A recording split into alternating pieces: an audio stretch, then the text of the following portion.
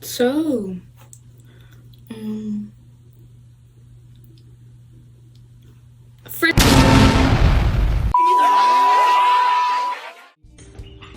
welcome to my garage, where I will be telling you about Francisco Jose de Goya y Lucientes, a Spanish painter from the late 1700s to the early 1800s.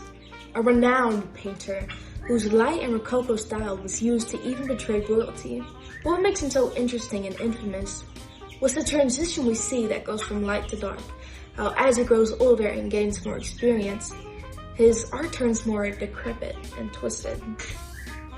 He was born March 30th, 1746, starting an apprenticeship at age 12 under a local court painter.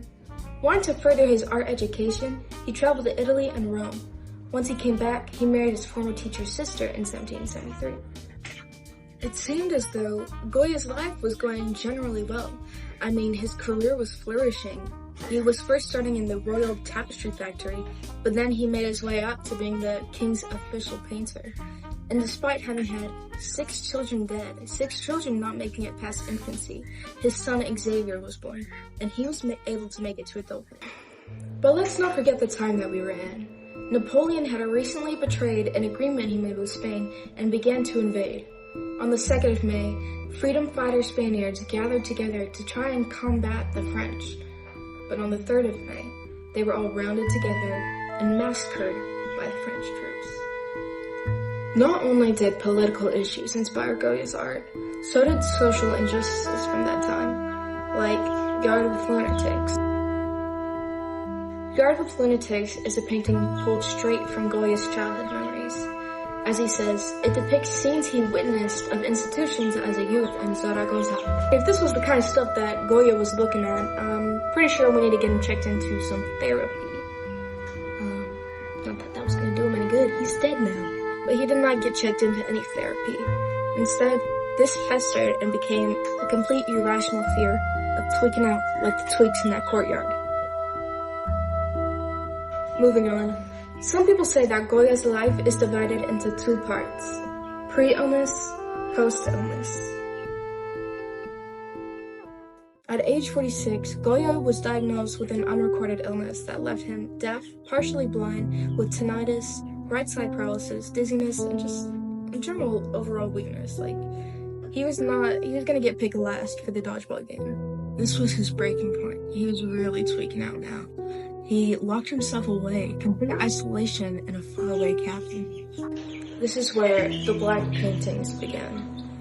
A series of paintings that mostly went unnamed, and most of them weren't even on actual canvases. He made these paintings on the walls of his cabin. These paintings are truly something out of a nightmare. This is when Goya really starts to explore the deepest, darkest parts of humanity, as well as his mind. It's in these paintings that Goya truly reveals himself. No more Rococo style. Now we have harsh lines, dark colors, haunting faces, decrepit, twisted figures. One of the few paintings that were named is Saturn devouring his son. Saturn devouring his son is one of Goya's more scary works. It depicts a strange, humanoid creature devouring a young child. This really shows how Goya must have felt during all those times where his children would not survive. We are now coming to a close in Goya's life. He traveled to France in 1824 and died April 16, 1828.